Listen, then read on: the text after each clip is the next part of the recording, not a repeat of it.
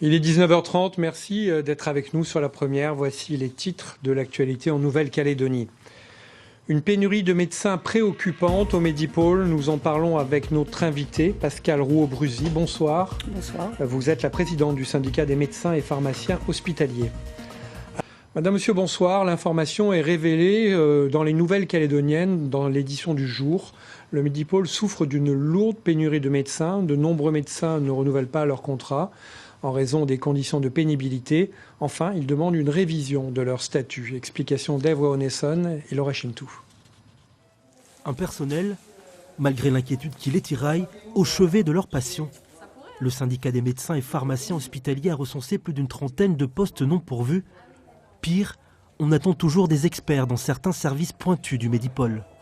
Ce qui est le plus frappant, c'est que les domaines d'expertise de l'hôpital dans lesquels il est absolument irremplaçable, que sont la prise en charge des urgences, le SMUR, donc le SAMU, la grosse traumatologie, la réanimation, adultes, enfants, nouveau-nés, eh bien ces services-là, comme tant d'autres très pointus, ne peuvent fonctionner que s'il y a un certain nombre de médecins pour les roulements, pour assumer cette expertise. Et nous en sommes au point où justement nous avons d'énormes peines à recruter des collègues qui considèrent que les conditions d'exercice ici ne sont pas satisfaisantes et nous sommes très inquiets sur l'avenir. Le Medipôle a des difficultés de recrutement aujourd'hui parce qu'ils sont amenés à recruter selon un statut qui n'a pas été revisité depuis 20 ans, avec des conditions de rémunération qui n'ont pas été revues également et qui nous placent et qui nous rendent non concurrentiels ni par rapport au secteur privé, ni par rapport à la métropole, compte tenu du volume horaire que nous devons accomplir, compte tenu de l'exigence de la permanence des soins qui consiste à nous faire travailler le jour, la nuit et les week-ends. Autre syndicat qui appelle à la révision du statut des médecins, le syndicat du service public hospitalier. Il y a un grave problème qui est dû à deux choses. D'une part, les conditions de recrutement et les avantages statutaires ne sont pas comparables à ce qui existe en métropole. Et d'autre part, la gouvernance et l'organisation des soins n'est pas ce qu'il devrait être. Voilà. Donc il y a un grave problème humain aussi. Et à ce titre, le compte-rendu, le rapport sur les risques psychosociaux à l'hôpital montre bien que le malaise est profond. D'autant que l'ensemble des syndicats craignent des burn-out. De son côté, la direction affirme qu'elle va accélérer les recrutements dans les prochains jours. Effectivement, depuis quelques mois, on a été confronté à quelques événements qui ont fait qu'il faut remplacer dans certains services donc les médecins, mais ces événements nous échappent.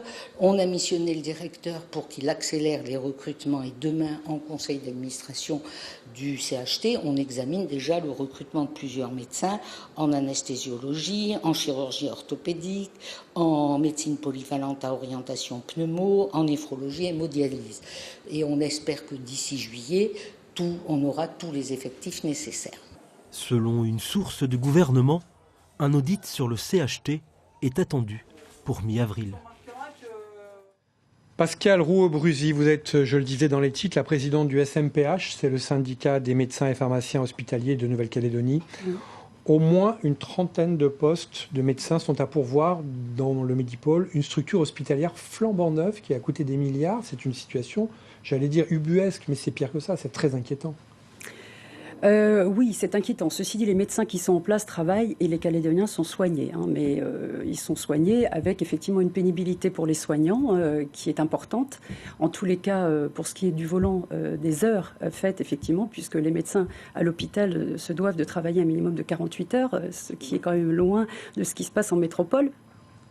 Et par ailleurs, effectivement, il y a des spécialités avec une haute spécialisation qui sont la cancérologie, par exemple, absolument, ce ne sont pas des petites mais pas que spécialités. la cancérologie. Nous avons la radiologie interventionnelle, nous avons les radiologues, nous avons la coronarographie, nous avons des spécialités qui ne sont absolument pas réalisées dans le service privé ou en clinique et qui aujourd'hui ont du mal à trouver effectivement des médecins qui veulent venir et rester. Alors deux choses. L'un, les médecins qui partent vers le privé. Oui, beaucoup.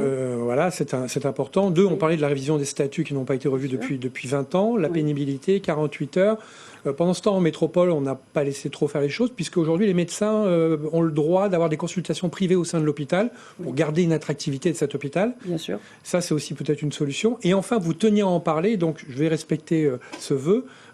la retraite, le problème de la retraite des médecins, ils ne peuvent plus partir à la retraite. C'est-à-dire qu'on a effectivement des médecins qui ont passé 60 ans et qui sont très fatigués, qui ont du mal à assurer leur garde, voire qui ne peuvent plus faire de garde de nuit, que ce soit pour opérer, etc., ou pour travailler la nuit, et qui ne partent pas, effectivement, alors qu'ils pourraient partir et qui ont largement dépassé 60 ans. Ils peuvent aller comme ça jusqu'à 67 ans parce que la retraite qui a été prévue pour eux est à peu près la moitié de ce qu'elle devrait être, et inférieure même à celle des médecins français, très inférieure.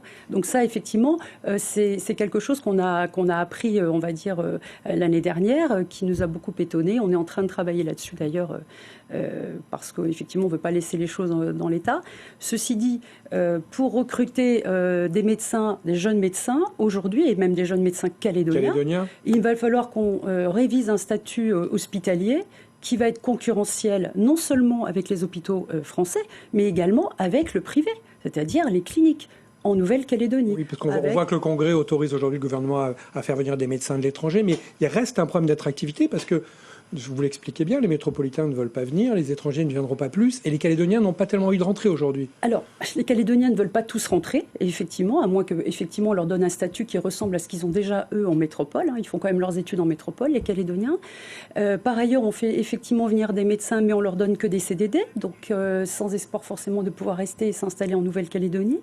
Ce qui fait effectivement comme un malaise. Et puis, effectivement, ils voient que les conditions de travail et de rémunération dans le privé sont bien plus intéressantes, sans la fatigabilité. Et donc, effectivement, ils quittent l'hôpital pour aller dans le privé.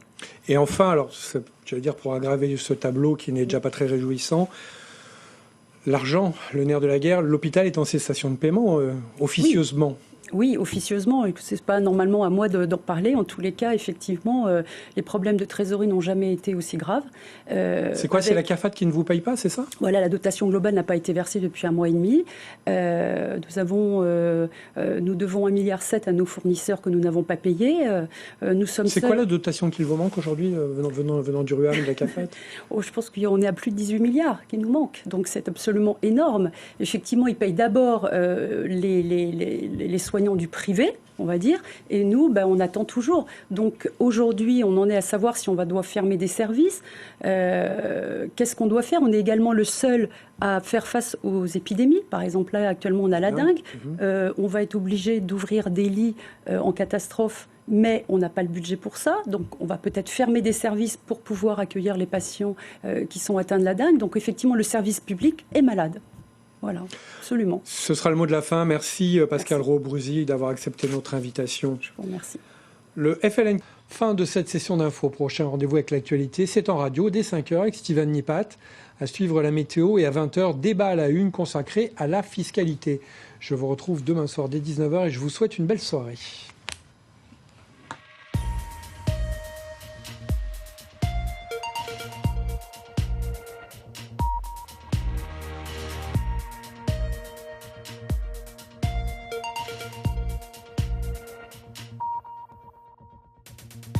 L'info continue sur lapremière.nc.